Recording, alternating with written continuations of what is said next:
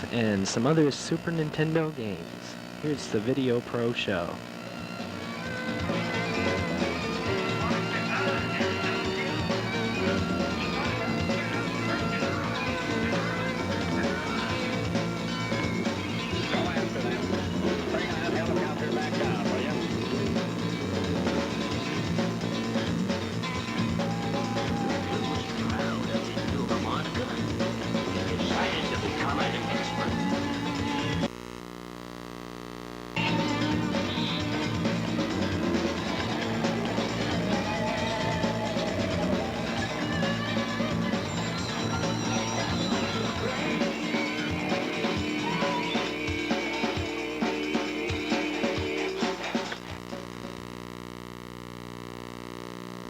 Hello and welcome to the video game show.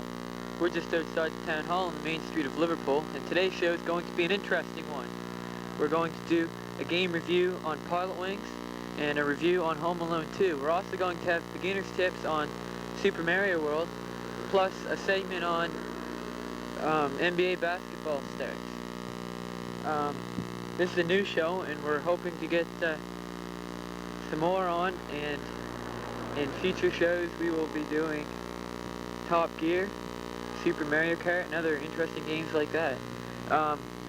Just now at the beginning we'd like to mention that we get all our games from McPherson's, which rents out Nintendo games, Sega games, Sega Genesis games, and Super Nintendo games. And it's a great place to rent games if you're into video games. Now we're going to take a look at Pilotwings. Pilotwings is one of the first Super Nintendo games to come out. It's a really good game. It's a pilot simulation game where you practice skydiving. When skydiving, you fly a biplane. Once you advance a few levels, you get to fly a helicopter. You fly a rocket belt, and you also go hang gliding. This game shows just how good the graphics and control response time is for the Super Nintendo. All in all, it's a good game, and now we're going to go take a look at it.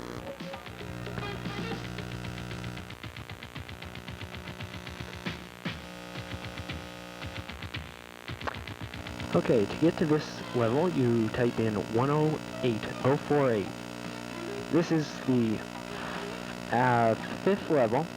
It's the special level that you use a helicopter. Now, in order to be successful in this level, you have to fly low to the ground, because you're going to have to land to a helipad that you follow the little red dot up at the top of the screen in the left-hand corner to. That's your radar. Now, it's better to keep below 20 feet, because targets on the right will hit you, like such as that one there, if you're above 20 feet. You want to try to keep a streamlined path to get to your destination. And remember, once you get there, the level's over and you'll be going to the fifth level.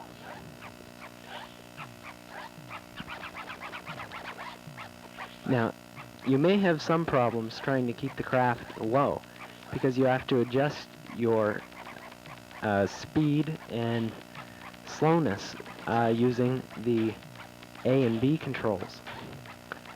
It's good to keep it between 70 and 80. When you land, it'll automatically move you to the helipad, and your passengers come out safe and sound, and the mission is over. You get awarded your silver Pilotwings.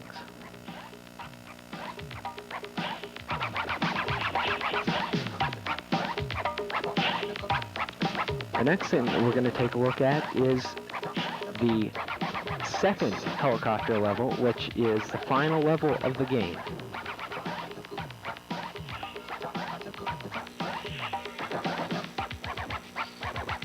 If you pass this last level, you get golden Pilotwings. The code to get into it is 882 9 1 9 4 3. It always has a story to tell you what's happened at the beginning, and it gives you your mission outline. Once again, you have the same course to get to, but it's in the dark time. And the other thing about it, it's about 3 times harder. This one, it hits you if you go up below 20 feet. So you want to try to stay as high as you can and knock out all the targets before you attempt landing. And it's best to avoid the targets by moving back and forth when you're not shooting. This is level 5. Once you pass the level 4 helicopter area, you get to this. The hardest thing about this is it's all in the Arctic, and you have to try to land and avoid the ice. Here is an example of crashing by not braking before you hit the ice. In the first level of the game, it's pretty easy. You're doing parachuting and skydiving. In order to get into the center, you align yourself up and pull back on the direction movement. Once you pull back, you'll be going down a lot faster, and this is called flaring. And you just keep on pulling back until it looks like you're in the 60, and then you push forward, and you get to the 70. The rocket belt is found in level 2, and in order to do this, you just start flying with the rings. You use the same controls, your A and B, for a fast and slower acceleration, and you use your movement pads, and just go right through the rings. Now if you miss one, don't worry too much, because you just have to get it done in less than 45 seconds for your full 20 points for speed. Now the landing, if you want, you can flip views. That shows you a head-on view and a below view. The head-on view is good if you're trying to find an exact spot to land, but it doesn't give you any depth to show you the distance. Here's Danny. Hello, welcome back. And next we're going to talk about is interviews with teens and other people about their video games, how they like it, what's their favorite one, big main tips on how to beat that game. And now we're going to take you back to Chris Crookshank with their interviews.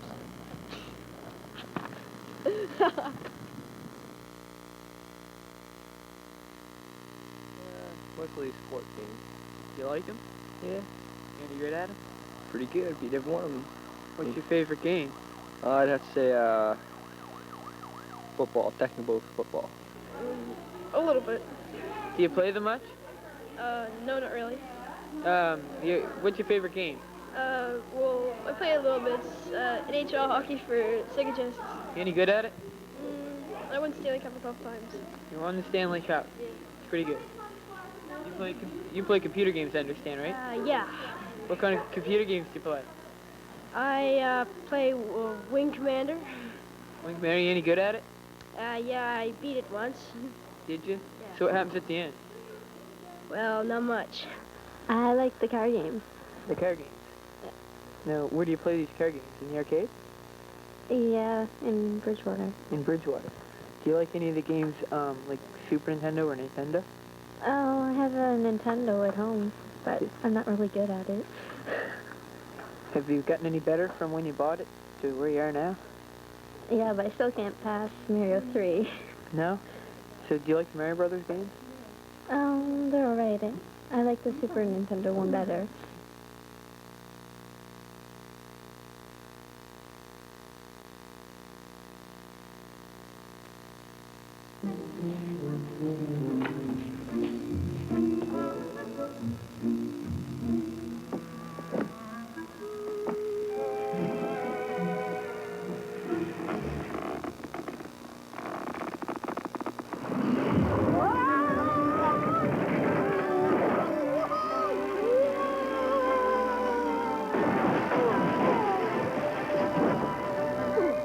I'm in good shape.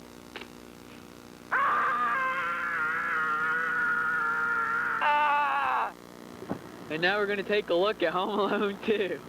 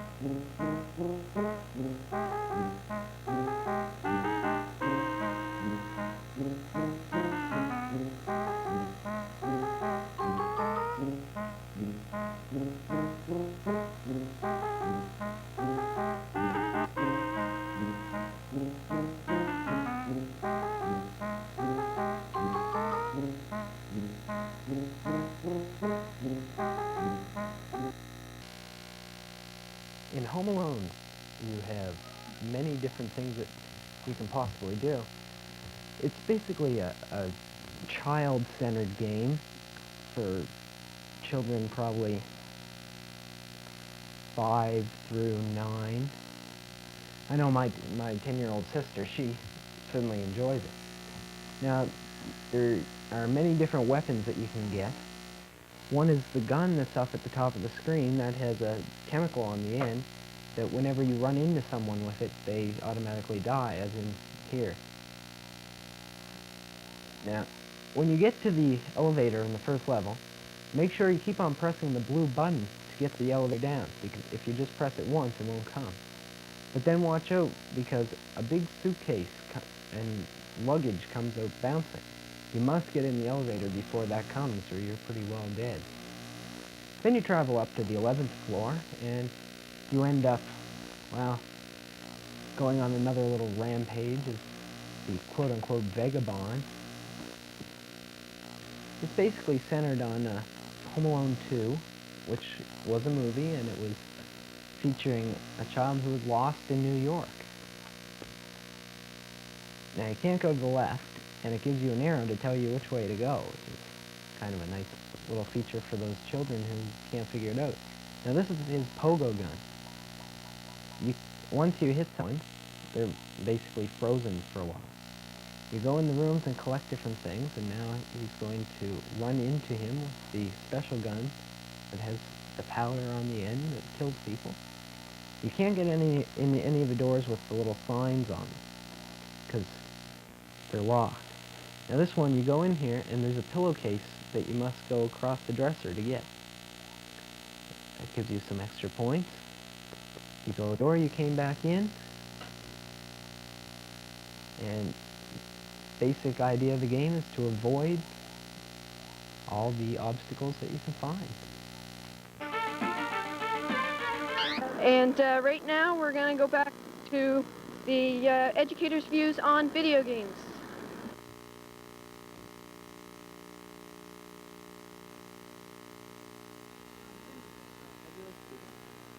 Fine, I think they're like any other toy. They are a toy.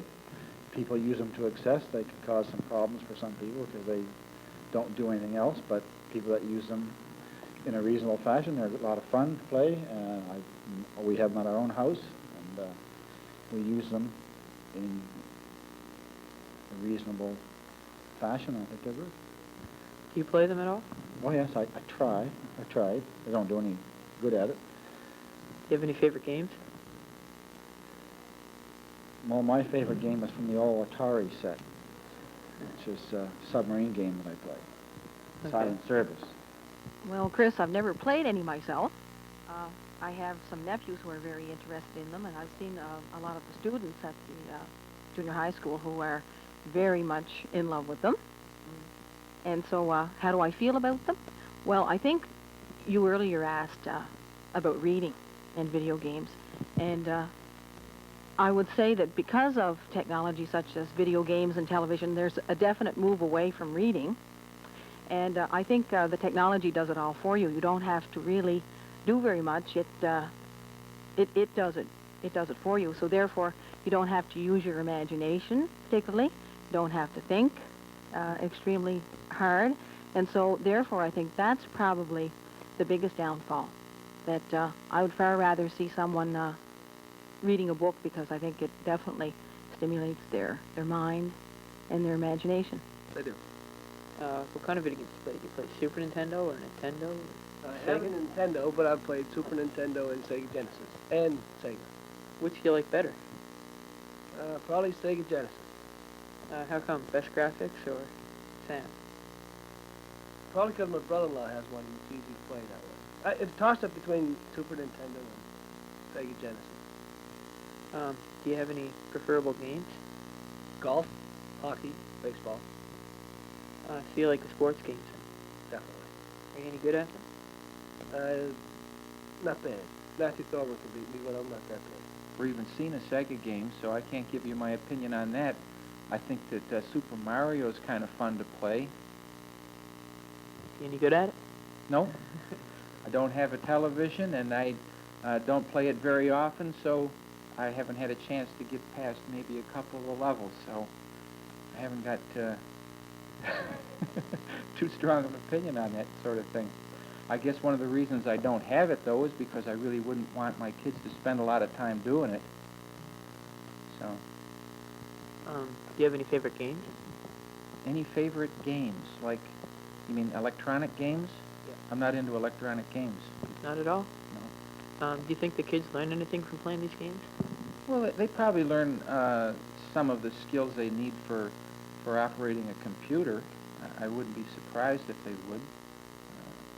I mean, certainly a lot of the games are on computer, and they've got those little controls and things, I guess. I don't know how to use a computer either, so I'm not very electronically hip.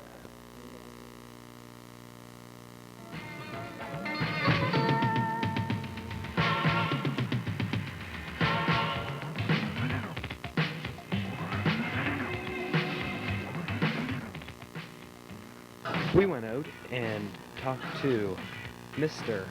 McPherson at McPherson's Deli and asked him about his store. Some of the Super Nintendo and Sega Genesis. Some of the newer ones out are... Take a look. Starflight.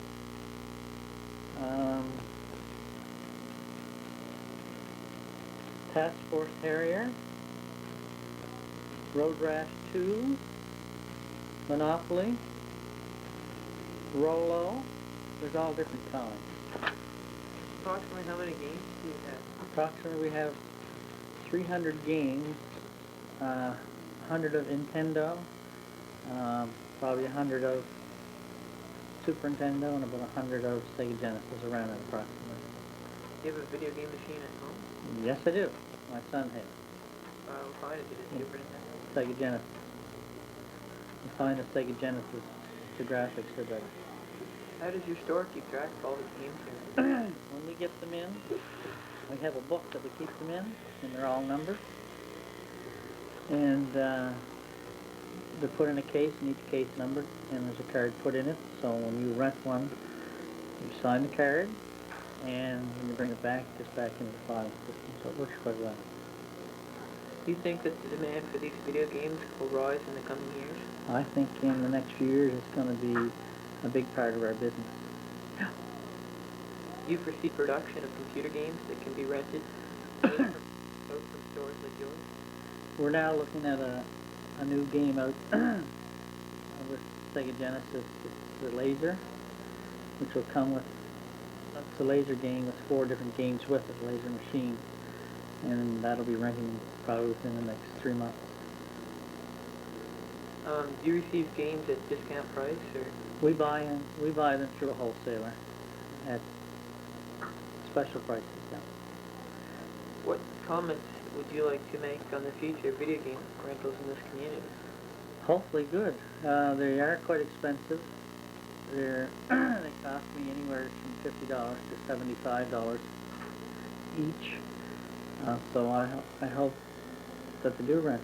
It's the idea of picking the right ones out to rent. So with people like you telling me what you want, then I know what to buy.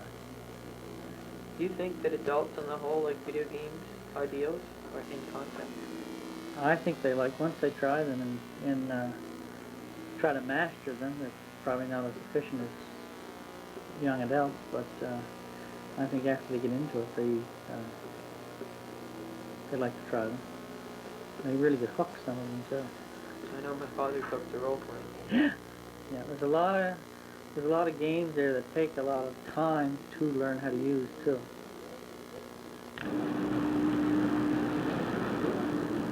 Now we're going to take a look at Super Mario World. It's an old game, everybody's probably seen it. Anybody who just bought their Super Nintendo is probably having problems with it. So we figured we'd just do beginner's tips for it, so anybody who's just starting out can get a handle on using the controls and finding the different secrets in the game. And so now we'll take a look at that. My cameraman, Andrew Ernst here, just tripped over that nice pole right there. That's good for him. So I guess now we'll take a look at Super Mario World and the beginner's tips we found for this.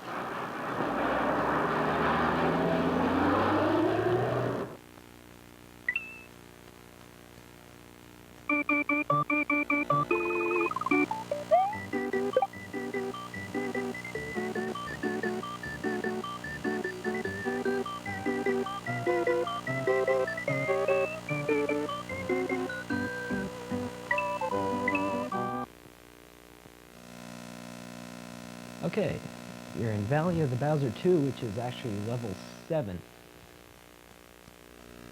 Now, one of the things as a beginner you should watch is, one, if you're having trouble trying to hit the turtles, then don't try hitting them, just try jumping on them. Now, the main thing here is the turtle down at the bottom. You want to make sure you're above and away from that because it tracks you down. It's kind of like a heat-seeking turtle. One of the other things that you might know is the thing up at the top of the screen that you can get for power, you can drop it down by pressing the select button. Now in this level, you want to know something. Don't hit the ghosts. They'll kill you. You can't even shoot them with your powers if you have them. But one thing is, if you look at them, they won't come at you. But if your back is turned, watch out.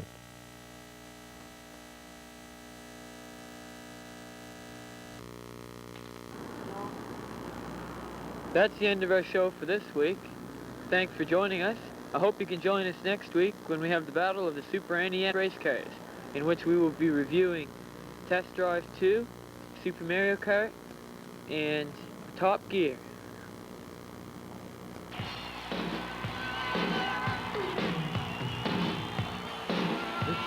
This show is brought to you by McPherson's Deli, your one-stop shopping needs.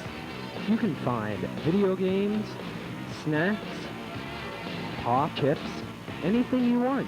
Just stop in the deli, they'll give you something. Try McPherson's new pizza. And remember, they have Sega Super Nintendo, Sega Genesis, and regular Nintendo games for sale. Hello and welcome to the... I didn't have the microphone. I know, I just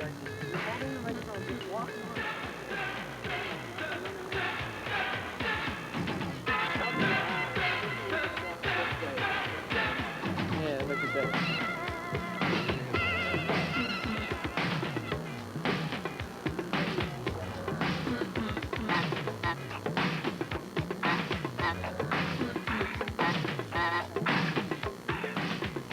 Hello.